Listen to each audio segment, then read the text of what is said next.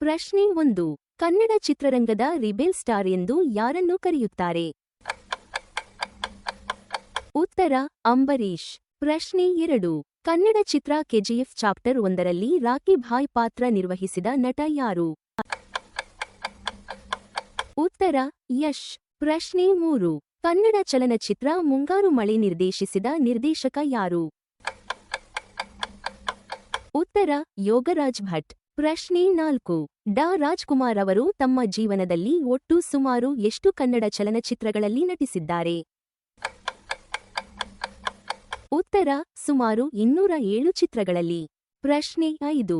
ಡಾ ರಾಜ್ಕುಮಾರ್ ಅವರಿಗೆ ಭಾರತ ಚಿತ್ರರಂಗದ ಅತ್ಯುನ್ನತ ಗೌರವ ದಾದಾ ಸಾಹೇಬ್ ಫಾಲ್ಕೆ ಪ್ರಶಸ್ತಿ ಯಾವ ವರ್ಷ ಲಭಿಸಿತು?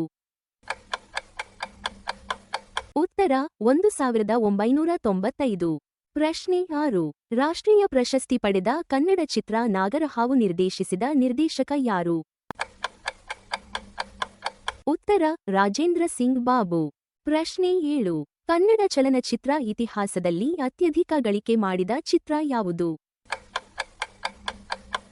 ಉತ್ತರ ಕೆಜಿಎಫ್ ಚಾಪ್ಟರ್ 2. ಪ್ರಶ್ನೆ 8. ಕನ್ನಡ ಚಿತ್ರ ಘಟಶ್ರಾದ್ದ ನಿರ್ದೇಶಿಸಿ ರಾಷ್ಟ್ರೀಯ ಪ್ರಶಸ್ತಿ ಗಳಿಸಿದ ನಿರ್ದೇಶಕ ಯಾರು? ಉತ್ತರ ಗಿರೀಶ್ ಕಾಸರವಳ್ಳಿ. ಪ್ರಶ್ನೆ 9. ಕನ್ನಡ ಚಿತ್ರ ಫಣಿಯಮ್ಮ ನಿರ್ದೇಶಿಸಿ ಕನ್ನಡ ಚಿತ್ರರಂಗದ ಮೊದಲ ಮಹಿಳಾ ನಿರ್ದೇಶಕ ಎನಿಸಿಕೊಂಡ ನಿರ್ದೇಶಕಿ ಯಾರು? ಉತ್ತರ ಪ್ರೇಮಾ ಕಾರಂತ.